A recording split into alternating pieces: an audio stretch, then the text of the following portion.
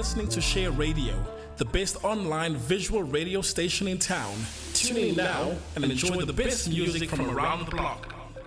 This is Share Radio.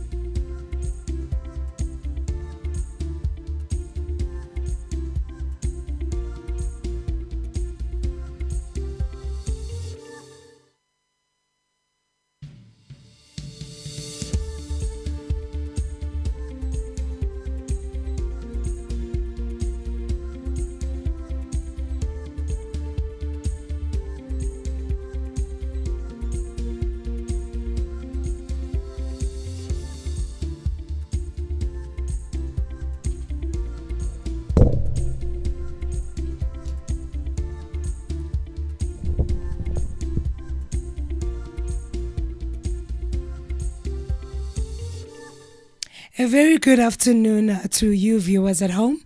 My name is Noluthando Nundalana and welcome to Mzansi Affairs. With me today, I have my co-host on the line, Jabulani and Miss Nosi. Good afternoon, Miss Nosi and Mr. Jabulani. Good afternoon, Nolu. It's good to sit with you, but a speedy recovery tomorrow. Yes. And good afternoon to you, JB. JB, are you Good there? morning, Nolitando. Good morning, Nosi. Good morning to our viewers and our listeners. And I hope more will be okay. And it's good to have you, Noli, on the show.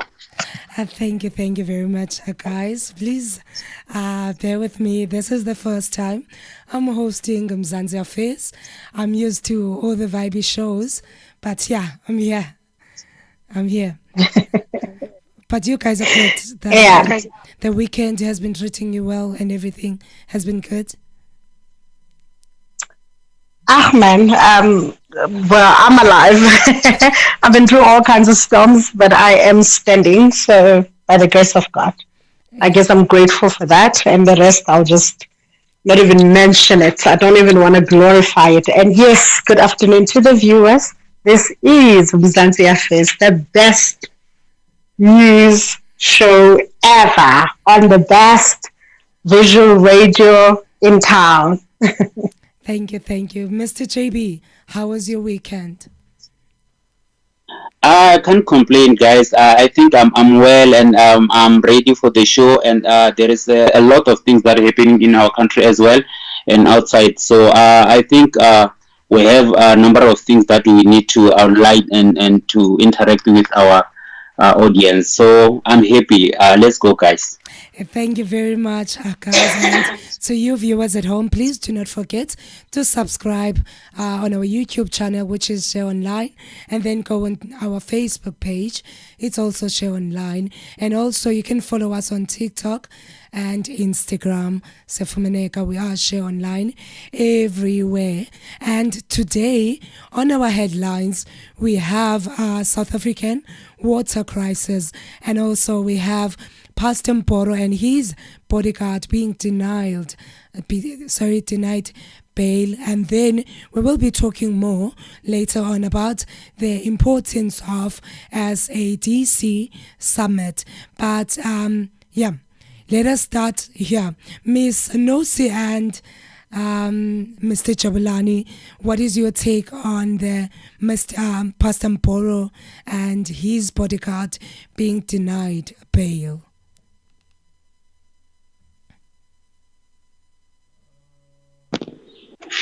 Okay, let me take the floor, Nolitando.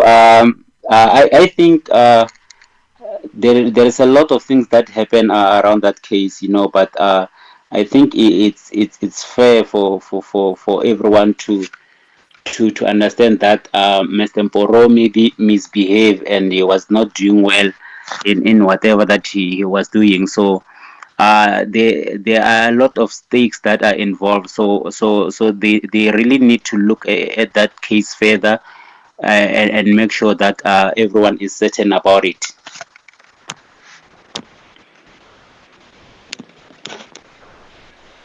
I am also in agreement because you see, if people can just walk in onto these institutions that are supposed to be protective of our children and display such arrogance and endanger the children, there needs to be parameters that are put in place.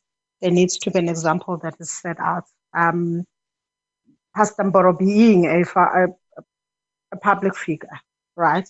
If these examples are not made using the very same people that are inspirational to people in other ways, then I believe they would have failed. So them denying bail, it is a sign that nobody is above law, and that what he did, there's no excuse for it, basically.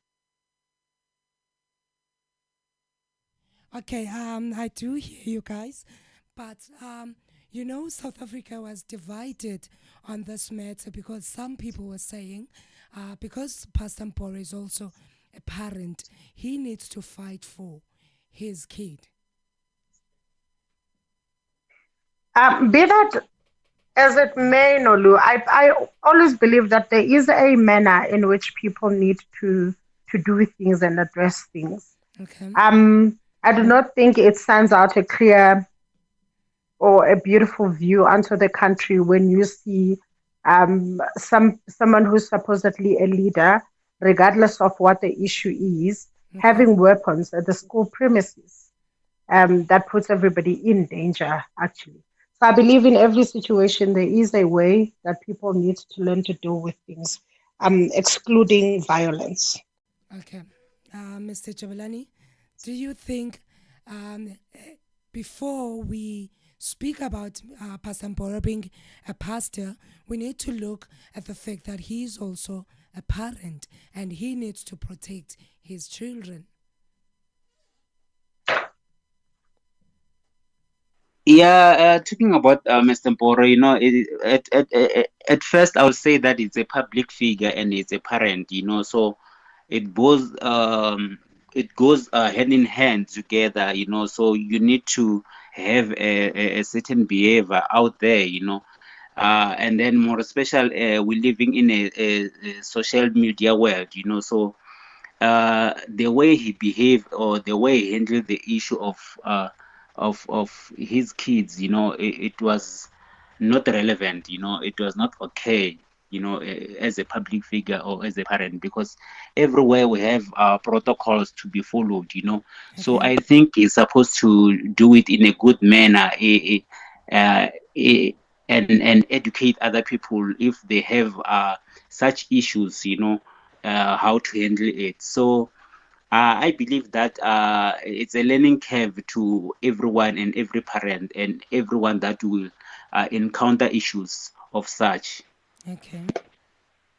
So, And Nolu, may I please. also add, especially as a parent, Okay. I think that's the message that I want to send out there. That especially as a parent, there is a manner in which you need to behave, whether you are defending a cause that is good or not, or whether you are standing for what is right. Because how you portray yourself, how you go about doing or handling things, will then put you on the wrong, even if you are on the right. And remember, you are still raising your children. You're still a parent, and you need to show an image that is not going to disgrace your very children, or make them look you or see you in another way, or even promote, violence in a sense as a way of doing things or as a solution to things, especially as a parent. Yeah, and also it is said that they are facing 12 charges, including the kidnapping of minors and possession of firearms. But let us quickly go on an ad break, and then when we come back, we'll talk more about the matter of Pastor Mboro.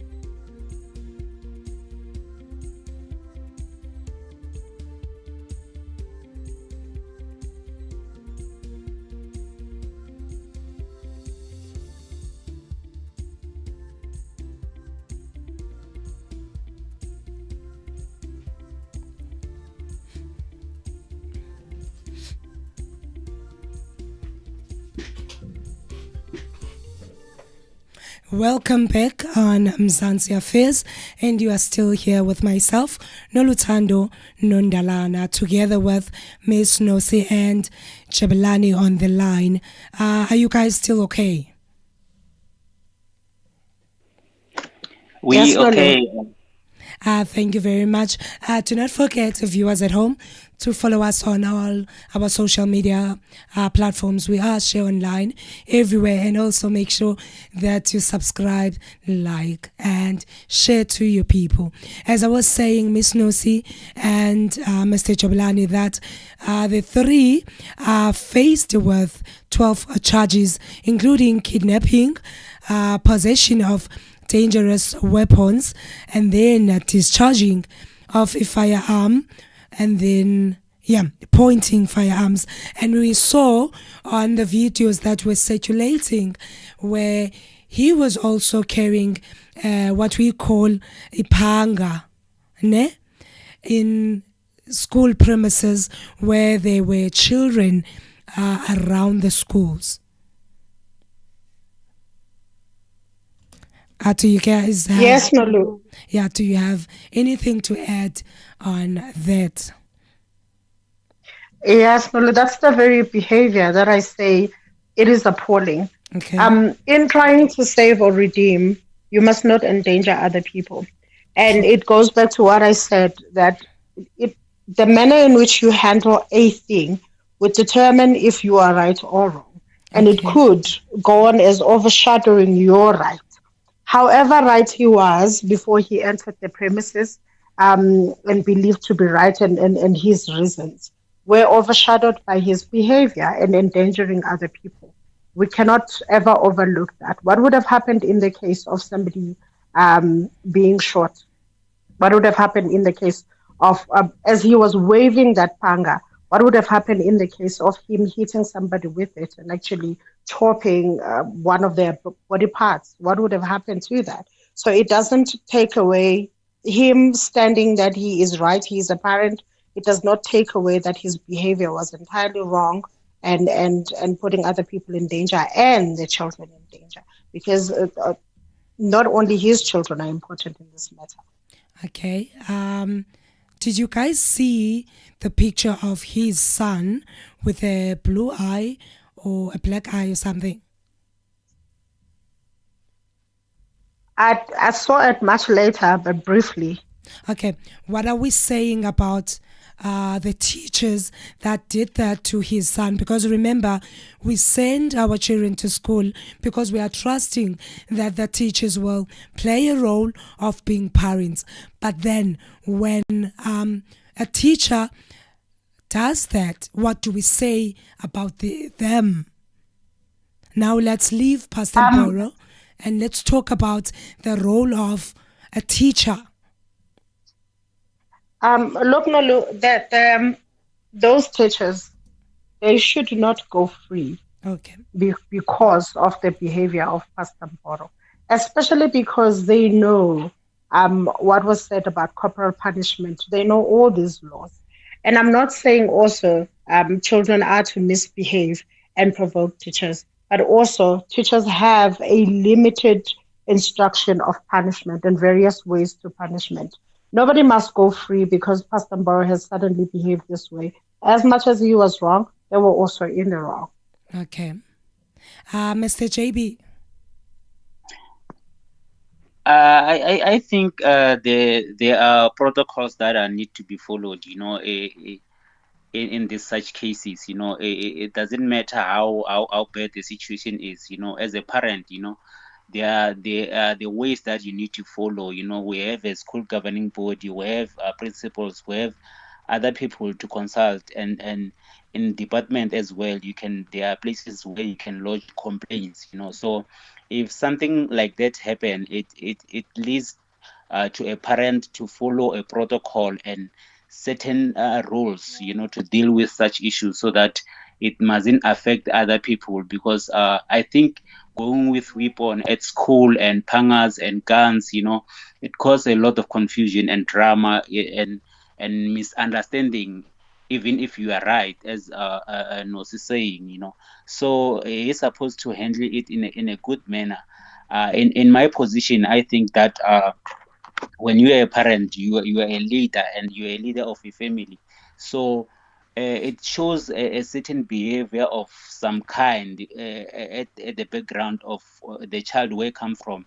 So it means when a child misbehave, it raises a concern, so that how is he growing, where he come from, So that it doesn't give the teachers, the right to abuse kids as well, because when we send our kids to school, we want them to mold them, to build them for a future country that will be in good hand. So teachers as well need to behave and make sure that they give our kids a better education and understanding inside the school and outside the school.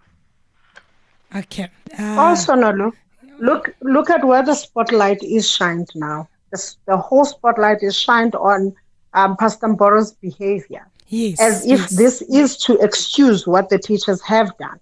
Do you now see that people are paying little attention to the transgression of the teacher, but they're now focusing on Pastor Mboro because of his behavior and him being a public figure? If he had shunned away, if he had dealt, or like Mr. Jabu says, followed the laws that are placed out there in order to attend to issues like this, now we would have been focusing on the matter at hand, not him, not the spotlight being shined at him as if he is the one that provoked the whole issue. Okay. So, Ms. Nosi, if I'm hearing you clearly, are you saying, should he had done things differently, then we would treat this matter differently also? Because now, as you are saying, the focus is on him and his bodyguards rather than investigating this matter. Ne? As, the basic education minister, Siviwe Mwahola, stated that they will indeed investigate this matter. But now I do feel like, because Mr. Mboro went and did the unthinkable, now it moves us from from looking at what was the reason for these things and who started everything. Because we've seen Pastor Mboro's son and he did not look so good. Now we are focusing more on what Mr. Mboro, how he reacted after what was done to his son, not what was done to his son. Most definitely, Nolu. There needs to be investigation. There needs to be justice. But then that will have to now be prolonged and wait, because now we are so focused on his behavior, which he didn't instigate to begin with. I mean, somebody did something to his child. That was the way he reacted. However, that was the wrong way to act. Yes. It boils down to that point. Mr. Jabulani, Are you still with us? Yes, I think you guys, you are spot on. The light is the spotlight is taking out of Mr. Mboro being misbehaving. The fact that there was a reason behind that, it mustn't shy away to our leaders and whoever that is handling the case, that he misbehaved because of certain things that happened. But I think he is supposed to handle it in a good manner, as I've said at the beginning, that every place have protocols and rules and regulations to follow, if you have issues. So, the fact that he came with the pangas, the guns, and everything, it shows that he's fighting, and we're not looking at what he's fighting for now. We're looking at him misbehaving at the end of the day. So, when they're looking at his case, they must not shy away to what started the conflict, in fact. Okay, thank you very much, guys. Let us quickly go on an ad break, and when we come back, we're gonna talk more about our headlines.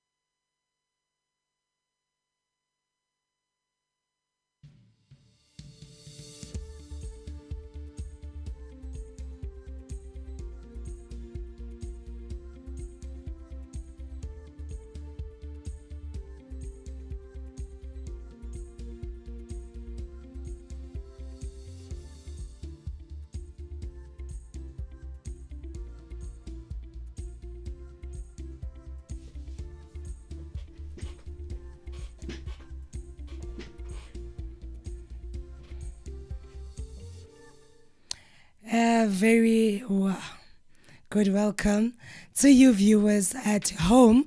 And yeah, welcome back on Mzansi Affairs with myself, Nolu Knowles, and Ixesha Ngoku. It's 44 minutes after 12 o'clock. So, Miss Nosi and Mr. Jabulani, as we wrap up this matter of Pastor Mboro, what will be your last words? Ms. Nolu, I would like to see justice for Pastor Mboro's child. Yes. I would truly like to see that. Also, an investigation, a full investigation that tells us what happened prior to this as a result to that, which, whatever behavior, it still does not permit those bruises on a child. I would like to see justice for that child. Also, I would like Pastor Mboro to take full ownership of his wrong behavior. Even if it doesn't really take him to jail or he's not punished for years for this, but he needs to take accountability and show leadership skills. Yes, true. That's all I want. Yes. Mr. Jabulani. I think fairness will be the word that I will say to everyone, from the child to teachers and Mr. Mboro himself and everyone that is conducting the case. They must make sure they investigate fully and make sure that everyone is certain and happy about the outcome of the case. Okay, yeah. I'm really enjoying the show. Miss Nosi, I've never been called Miss Nolu on a show, so I'm really enjoying how you guys do this here on Mzansi Affairs. So we are moving on to South African water crisis. I didn't know that we are also facing water crisis, because last time I checked, we were facing electricity crisis. But before we go deep into it, please do not forget to subscribe, like and share wherever you're watching from. We are available on Facebook, we're available on TikTok, Instagram, and now we are available. It's share online everywhere. Ms. Nose and Mr. Jabulani, what would you say about South African water crisis? Ms. Noli, let me say that we do have a water crisis in our country, but it's not that bad. But I will say that there was a time that we had a water shedding as well, if you remember. So that shows that there is a crisis, more especially when we talk about rural areas. There is a lot of crisis when it comes to water, because there are places that we're supposed to have boreholes, clean water, and all that. So it's a crisis on its own, as a country. So we haven't reached the level that we say that there is a flow when it comes to water crisis and all that. So I think we have a number of issues that we can outline and talk about in this regard matter about water in our country. Okay, Ms. Nasi. Yes, Nolum. Actually, we have had a water crisis in South Africa since 2015. Okay. But tracking it, we all assumed that it has been getting better. It's either that, or we all focused on the electricity issue, which was a major crisis than the water crisis. Because with the water, we still saw ourselves drinking water, getting water each time we opened the taps, and then we assumed that we didn't have a problem. Whereas with electricity, it will have to go dark, and then we realized we had a problem. But we've had this problem since 2015, and the reason was the climate change. We didn't have enough rain to fill up the dams, right? And when we finally had rain, it came heavy in the form of disasters, which was also wasted water. So we have had this problem. It is maybe now going to be an issue because we've started having water shedding, which is something we didn't have much of. We didn't have water just during the week. I think sometime last week.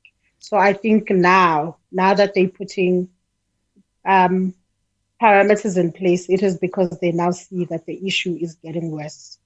Okay. Yeah, it is something we need to worry about. All right, before we discuss this matter further, I've got a video with me from the Water Research Commission. Hopefully that people will see my screen as I play the video. We all know that South Africa is a water-scarce country with 60% of its water used by farmers. So the Water Research Commission commissioned the CSIR to develop a tool that forecasts the water requirements of farmers from 1 to 7 days in advance. To tell us more about this, a research manager at the Commission, Professor Sylvester Mpandeli, joins me now. Prof, good morning, and thank you for joining us here on NewsLink this morning. Talk to us about the importance and the significance of this development in a water-scarce country like South Africa, Prof. Good morning to you and your viewers. Yes, this is a very important, smart tool or technology that has been developed by CSIR on behalf of the Water Research Commission. This tool is assisting apple farmers to save water, but also at the same time, it's assisting them to save energy and also fertilizers or inputs.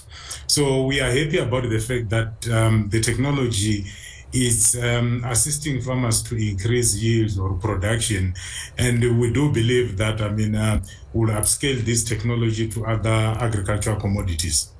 Prof, I heard you mentioning apple farmers at the moment. This application, this tool, does it only work for apple farmers at the moment, and are you hoping to expand it?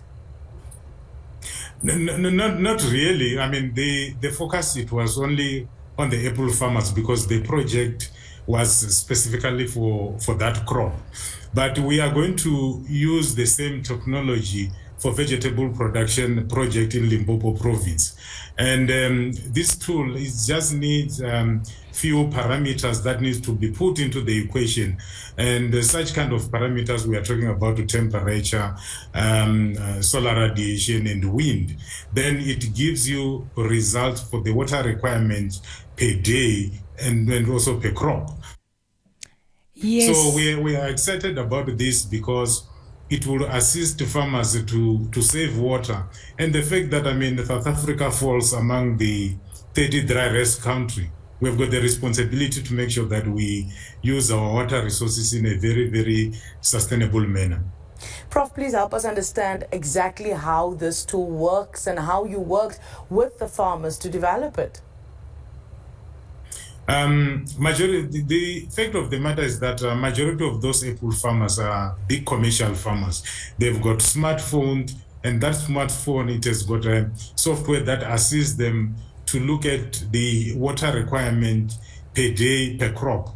So they are using that to look at the water requirements for the next 7 days, and also see when to irrigate, how much to irrigate, and if they irrigate X amount, is it gonna increase the yield of the production? So the good news is that it's a very simple, smart technology, and we are happy about the fact that we'll upscale this even to small scale, farmers or smallholder farmers, because we do believe that this technology, it will assist us to sustain our natural resources. Prof, let's also talk about how exactly this tool is going to help, as you just said, towards the end there, with sustainable water usage in agriculture. Look, we know that, right now, agriculture utilizes or use 60% of our water resources. And is one of the biggest water users amongst the key strategic sectors. We are saying, let us come up with the technologies that will assist farmers to reduce water consumption. We know that there are also other irrigation technologies like drip irrigation system, central pivot, and so on, that are automated, and it can assist farmers to irrigate optimal amount of water, so that we shouldn't waste water, considering the fact that this country always faces high rainfall variability. We've heard Prof talking about the new app that focused on farms and water needs. Now, I believe that this new app will help us to use water wisely. Ms. Nosi and Mr. Jabulani, are you still on the line? And if you are, what is your take on the new app? Yes, Nolu, I'm very much still on the line. This is actually an exciting initiative. See, these water apps have been around for quite a while, but they were not used to manage the agricultural industry. They were used for us. Like there was an app that I once came across that says, if you are a certain weight, you need to drink this so much ounce of water. It will help reduce your weight. So they've been out there, but it is quite exciting to see what the CSIR is doing with this development. Because look at how big is that percentage? 60% going to the water, 60% of water going to the agricultural industry. That leaves 40% water for consumption and other things, and bathing. Which then, if they use it the right way, if they use the like he said, a certain amount of water for a certain crop, then they will save water, as opposed to somebody who's going to go to their farm and open up sprinklers the whole day, for an example, and that the crops will get enough water and then they will end up being damaged from the very same water because they've taken too much, more than they needed. So it's a good initiative. Okay, Mr. Jabulani? I think Nosi was spot on, about everything. We are moving to a technology world, so we can't ignore technology. So it shows that the CIR they are doing well in that development. So it shows that water we're gonna use that 6% wisely, and then it's not gonna go to waste, and it's not gonna cost us when it comes to consumption and all that. So when we talk about the other issues of water crisis, in that level, it shows that it's being managed well. So moving to rural areas and other part of areas of our country, I think if we can work hand in hand with water and sanitation, and then we implement more boreholes that can help our people to get water from far areas and clean water. It's one of the issues that we need to look at, and we make sure that at the end of the day, everyone have clean water and we are safe as a country. Okay, yes. Ms. Nosi, would you like to add anything? Definitely. I'm also looking at this, Nolu, as a job opportunity. I know that we tend to say EPWP jobs are not jobs because they always come when there is a project and then they end when the project ends. But either way, when people leave, they would have gained experience, and for that year or two, they would have gotten some income to maybe start something that will sustain them along the way. So I would not want to crush them, but I see this also as a job opportunity, because nobody will understand how this app works unless there are people that are employed to take people through the rolling out of it, people that would have been trained and have a knowledge of it. Also, Mr. Jabu mentioned the rural areas. In the rural areas, not everybody knows how to use technology. So these, again, will create other job opportunities for people that are not knowledgeable on the tech side of things to train those that are not. If it's done well, I believe many jobs could come out of it. Whether they last for a year or two, that's another discussion. So it is a good initiative. There was a discussion on Twitter, Ms. Nosi, people saying they don't really know that they can trust the government, because do you remember that before we voted, there was a new law that was signed by our president, which we hear nothing about now, and then people are saying, what if this is another scam, so that people will keep quiet?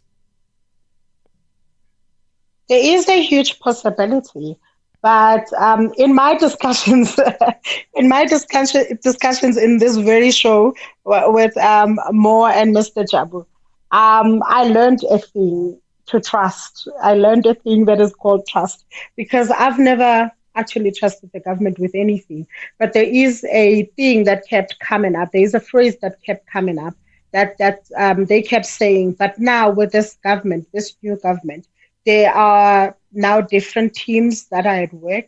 The other is accountable to another. So maybe we are going to see changes. I do not know, but I'll sit here and hope with everybody.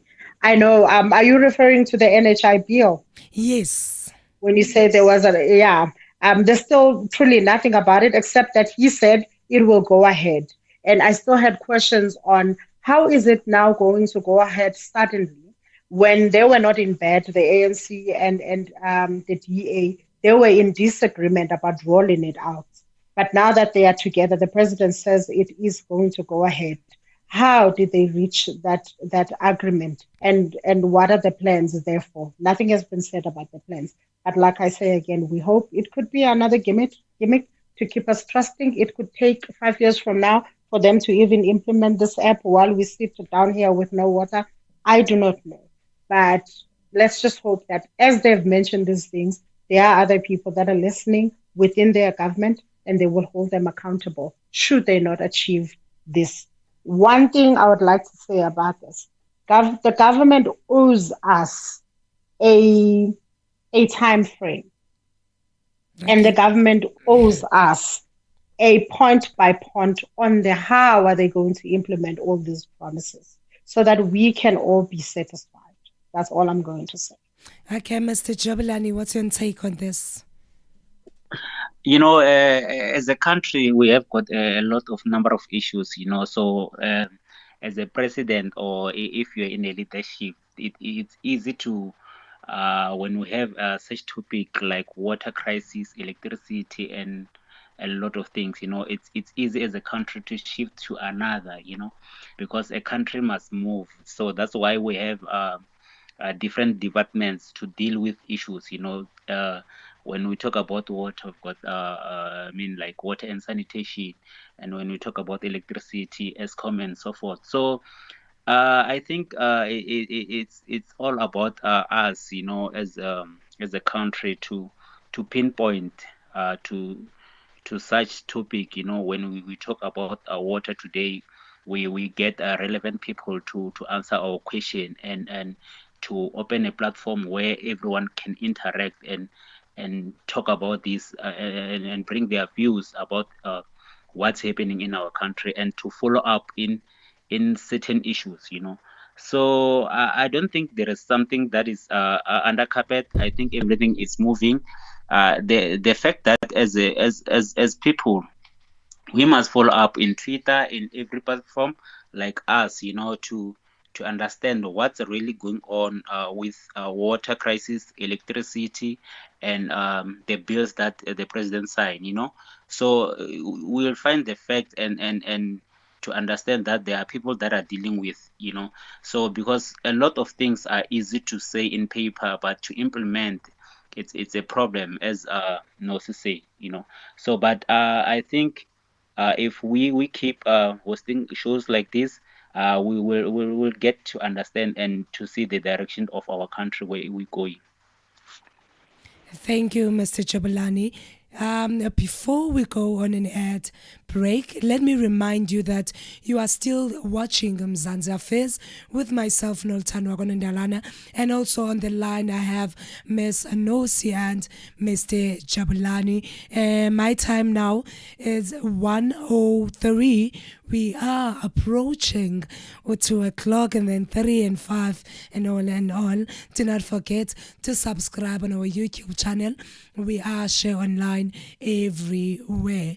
So, Mr. Jabulani and Ms. Nosi, when we come back, we are going to talk about the president arriving in Zimbabwe Parliament to discuss or to attend the 44th DADC Summit. And also we're going to talk about the importance of the DADC Summit. Let us quickly go on an ad break, and then when we come back, we're going to talk more about that.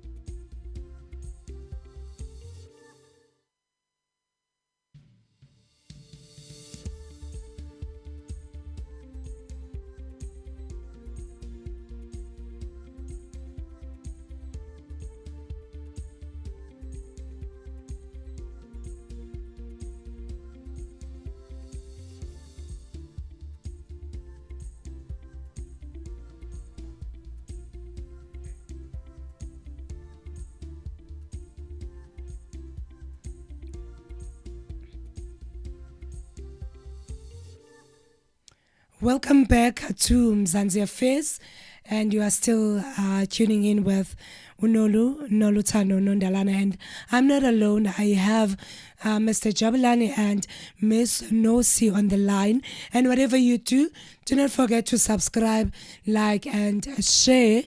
We are share online on all our YouTube channels, and my time now is 6 minutes past 1. Remember, this is Mzansi Affairs brought to you by Share Online. Ms. Nosi and Mr. Jabulani, are you still good? Yes, Nolu. I'm still very much good on my side. Thank you. Okay. As well as there. Okay, I can hear that you guys are still good and ready to discuss the matters of South Africa. And also with me, I've got a video where Mr. President was arriving at the Zimbabwe Parliament to attend the 44th South African SADC. Sorry about that. Let us play the video. Hopefully that my viewers at home are able to see and hear everything.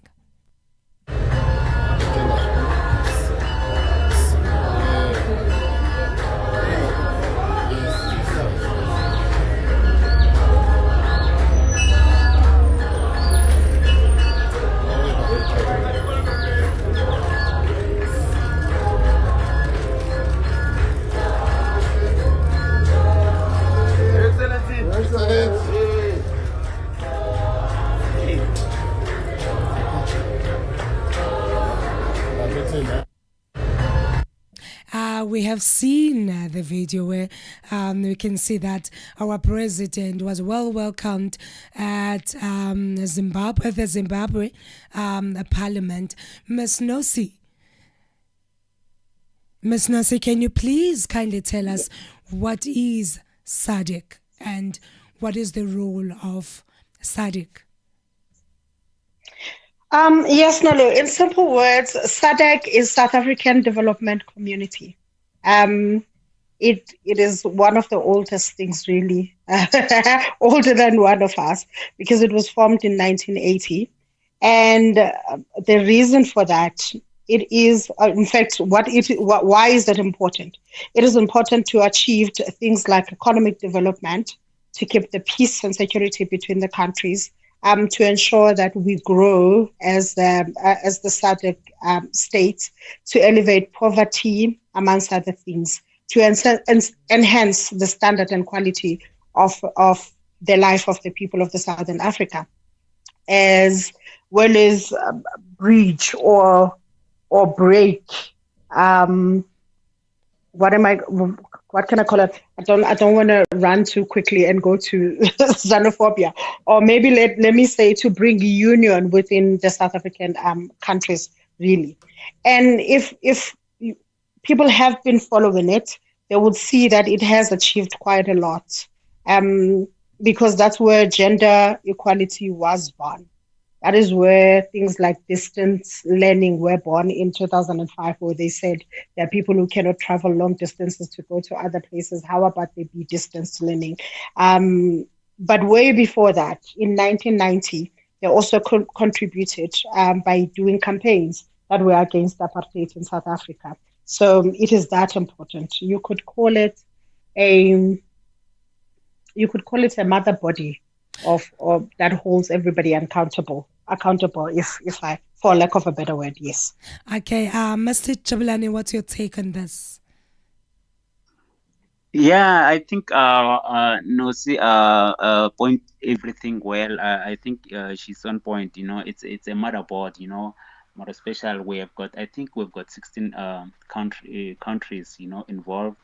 So the summit that we're having now, I think, is going to look at peace and security. Is one of the top in the agenda. You know, to resolve issues that are in DRC, and then Namibia, they are going for elections, and Botswana very soon. So they are going to look at that as well. And then, you know, the issues of trading, you know, because of most of the countries in that are in SADC, they are trading with the world than within the region. So, which lead us not to grow as an African country, So it's one of the things that they're going to look at, and then the issues of Zimbabwe, Zimbabwe, they've got a lot of crises, and when we look at it now, the summit is there in Zimbabwe. So and Zimbabwe, there is something that is happening there that they don't allow people to protest, So, and which SADC must look at it as well. So it causes and raise eyebrows in a number of issues when it comes to SADC and how they run their things. But I think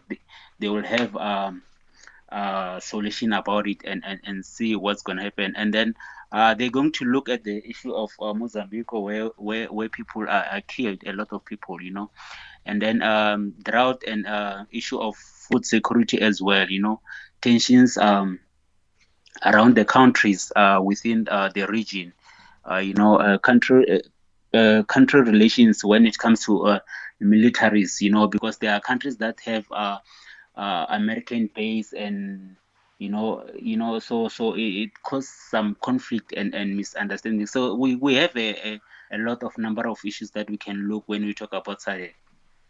Thank you, Mr. Jabulani. So, to you viewers at home, if you just joined us, we are still talking about the importance of SADC Summit, and also earlier on the show, we spoke about Pastor Mboro and his bodyguard being denied bail, and then we spoke about South African water crisis. Ms. Nosi and Mr. Jabulani, I hear you what you are saying about what is SADC. Now, I want us to emphasize more on the importance of SADC and also what it can do for South Africa. Tulenolu, if we look at this summit, the 44th one, yeah. I would say I'm quite impressed and very much interested on how things are going to pan out, especially for our country, but also especially for our continent, Africa as a whole, because umtungu abantu, I'm looking at their theme, for failing to describe what it is exactly. But their theme this year, it says it says promoting the promotion of innovation to unlock opportunities and sustained economic growth for development towards an industrial SADC. Very, very, very important. Because if they then industrialize, amongst those things they're talking about, like Mr. Jabu has mentioned, they're talking about trading amongst each other, because currently they are at war with each other, even if we don't want to highly state that. Currently, SADC is at war with each other. Why am I saying that? There are presidents that did not attend because of the disagreement between their countries. And the reason for that, it is because they have not been keeping the brotherhood, and failure to that then has led to these countries not getting what is due to them, for things not to be done right the way they should be. There are countries that could not go to other countries because of fear of war, of fear of disagreement. One of them that stands out is actually which one is this one now? One of them that stands out is actually Zambia. If you looking at the relationship between Zambia and Zimbabwe, there is no relationship there. And this is because of the issue of the elections long time ago, where there were videos that were released where Nangakwa was gossiping with Putin about Zambia having American military bases within Zambia.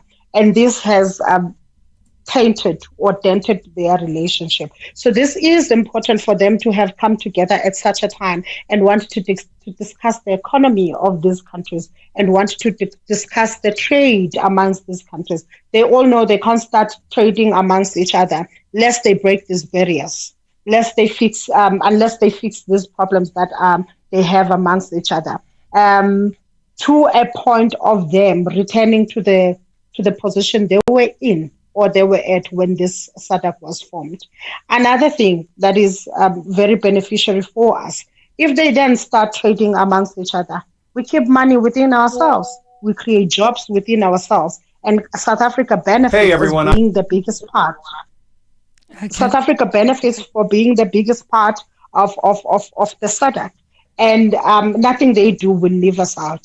But in saying all of that, Nolu, I think the first thing that they need to fix, they need to bring back the SADC tribunal, the one that they dismissed in 2012. Remember, I just called them the motherboard. I just called them the motherboard, saying that they are holding all these countries accountable. But also, as a motherboard, they need to be accountable to someone. Because prior to 2012, before they had dismissed their tribunal, things were not, there was peace amongst brethren. They could discuss things. They could discuss a way forward. We saw light. We saw things having been achieved, like the few things I've mentioned before. But then that ceased when they removed the head of accountability. They have nobody to be accountable to because they've removed the tribunal. If they can bring back those judges, that will then be the reporting structure for them to say, if Zambia says South Africa did not treat me well in this manner, then they go back to the institution, they sit Zambia and South Africa down to look at the way the other has faulted the other. And then they make peace and then they correct each other where they went wrong. And then they can work together. Currently, they even wanted this SADC not to sit in Zimbabwe because some people were fearing for their lives because of the human rights inequality that is happening within themselves, amongst their people. So if they can treat each other that way, who's to say they're not going to treat the other person whom they had a problem with prior the same way? You see what I mean? So if they can create that and have brotherhood again, South Africa stands to benefit a lot from that structure being put back the way it was before. Thank you, Ms. Nosi, for that. Mr. Jabulani, before we conclude on our headline and topic, please share your view on this matter, the importance, and also what role will dissect play in South Africa? SADC, sorry. I think Noli was spot on in everything, you know, but it's just that some of our neighboring countries need to exercise the discipline, you know. SADC need to emphasize with the laws and everything that they agree on to other countries. So it's all about the countries that are misbehaving and not complying when it comes to their people and the rights of people, human rights, you know. So if they sit down as an African countries and have sought their differences and we start trading among us, I think we can achieve a lot, because if you check, a lot of mineral resources are coming from Africa and they go to outside as the resources that are not in good condition. So they make things and then they brought us back to us so that they can sell it to us, you know. So if we started to trade within us and use our resources well, we can make a difference, and we can make sure that each and every country manage the immigrants well crisis, because the country like Zimbabwe, there will be no flock to South Africa, you know. So it means that simply means that we will manage as a country to develop and to do better things in a better way, and to create more jobs and create more opportunities for everyone. So I think if like we can exercise that discipline and not pointing our fingers to each other as an African brothers. We can achieve a lot through SADC, So they need to enforce laws and rules and regulations and understanding within the SADC region, so that every country can behave well. Because if they sit down and have meeting like this, and then we end up not having solution, so it takes us back that it's not helping, because if we see a lot of people flocking from other countries to South Africa, it shows that there are a lot of issues up there that need to be resolved, So we end up like feeling that they are coming to take our country, take our resources, take our jobs and all that. So it causes xenophobias and all that, So, but if Zimbabwe is doing well and other countries that are neighbors, it means that we will have a good relation, and people, they will come in the country in a good manner, and to do things right for our country and their country. So it simple means that. So in my understanding, if they can handle it well, we're going to win as Africa as a whole. Thank you, Mr. Jabulani, for that. Okay, let us quickly go on an ad break, and then when we come back, we're gonna conclude on everything we spoke about. Do not go anywhere.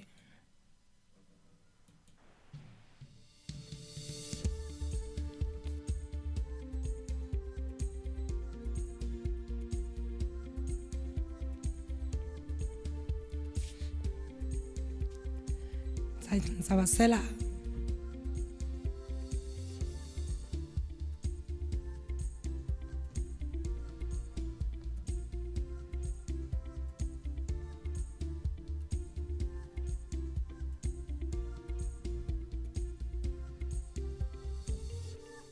Welcome back to Mzansi Affairs with myself, Noltano Nundalana, and on the line I have Ms. Nosi and Mr. Jabulani.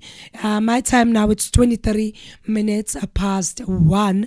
Whatever you do not forget to subscribe on our YouTube channel, and then follow, share, and like. Do everything to support the station. You can also follow us on Facebook, Instagram, TikTok, and also Twitter. We are shared online everywhere. Mr. Jabulani, as we conclude on everything we spoke about, from Pastor Mboro and his bodyguard being denied bail, and also water crisis, and this matter of SADC, what will be your last words on these matters?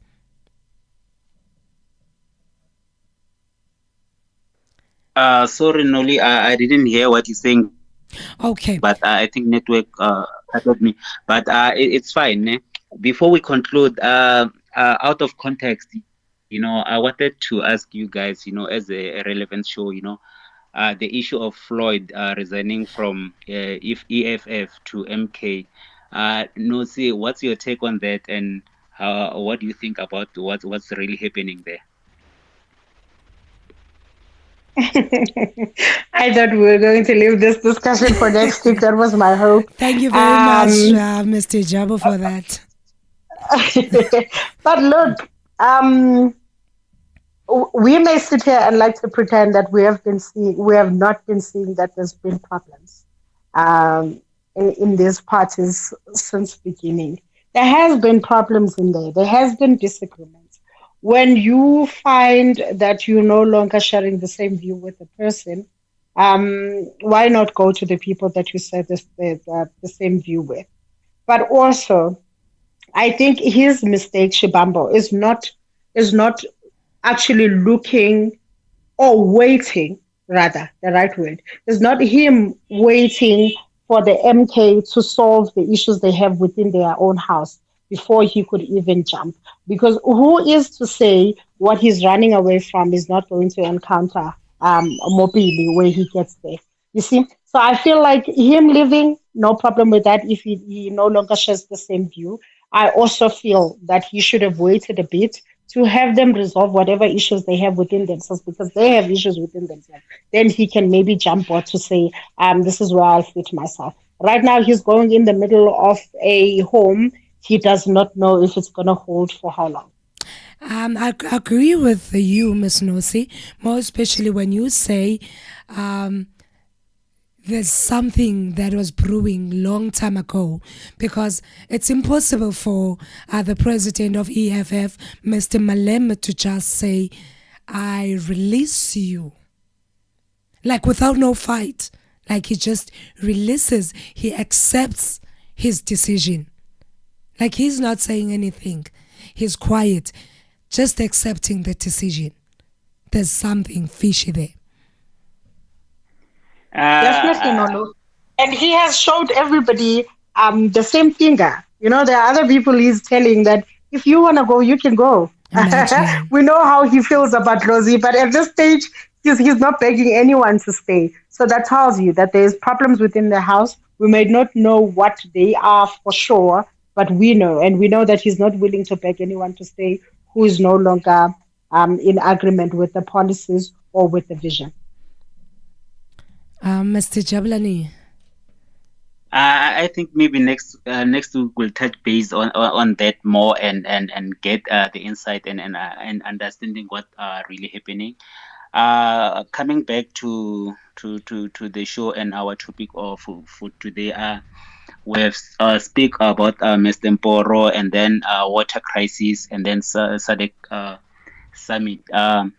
I think for Mr. Mboro, I hope he will get justice, and then people will learn a lot from what really happened, and they will know how to handle issues like that, because we learn from other people as well. So we're not gonna ignore what's gonna happen, and then we'll be following, what's gonna be happening, and then we will take it from there and learn as a country.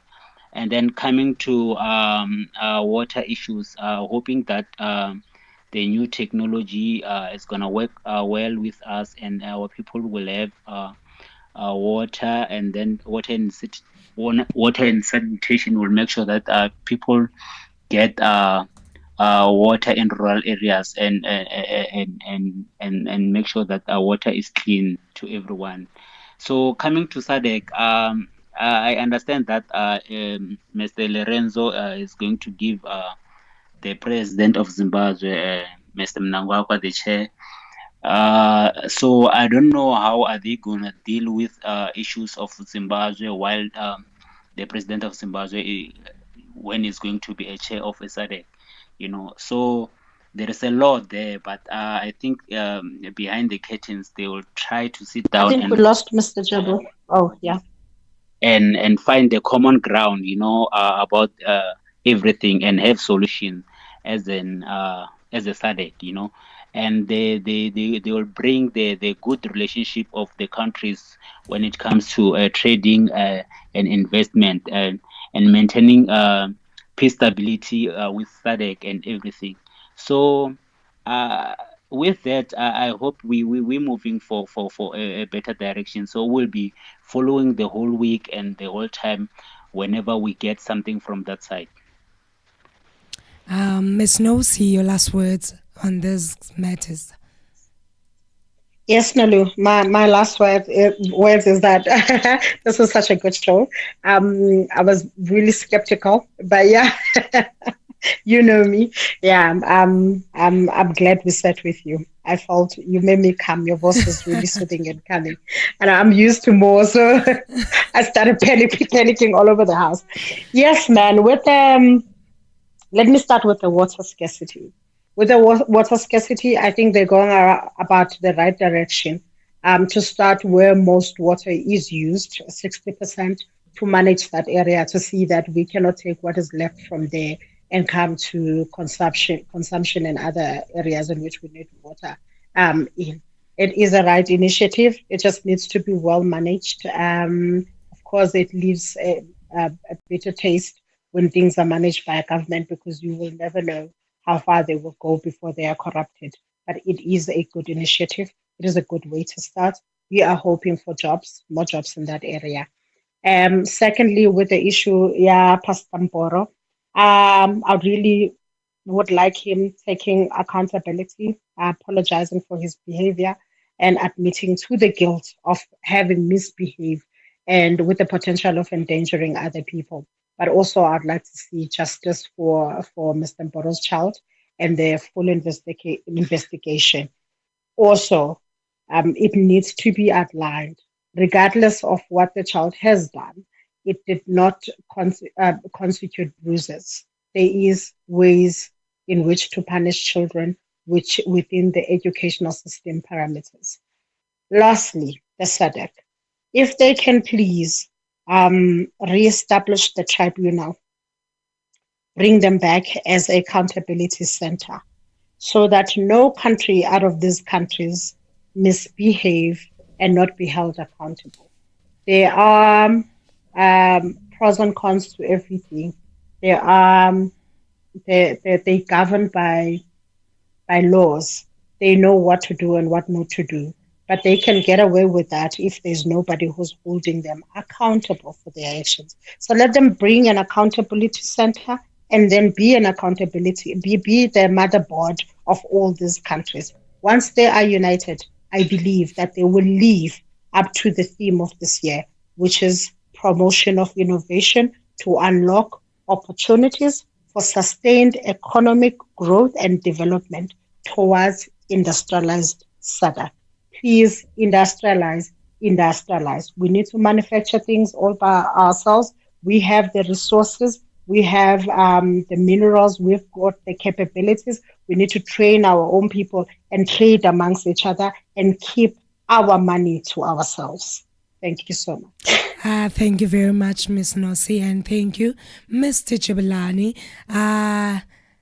And thank you to you viewers at home for watching us. To quickly remind you, today we were talking about Pastor Mboro and his bodyguard being denied bail, and also South African water crisis. And then we ended with the importance of SADC Summit. That's it from myself, Unoltano Waganandalana. And do not forget to subscribe, like, and share our social media platform. We are Share Online everywhere. Thank you very much, and goodbye, Ms. Nosi and Mr. Jabulani. Have a good day. Goodbye, Thank you very Nalu. much. Thank you so much for having us and leading us. Thank you. Thank you very much, Noltando. And then thank you very much to our listeners, our viewers. I hope we'll meet next week. And thank you, Nolu, again to drive us. You know, it was not easy, but it was great. We enjoyed the show. One thing I loved, Mr. Jabulani, is being called Miss Nolu. You know the formalities of this show. Everybody is Mr. and Mr. Hey. Thank you very much, people. Thank you, and thank you. We're glad you enjoy. Thank you very much. Bye.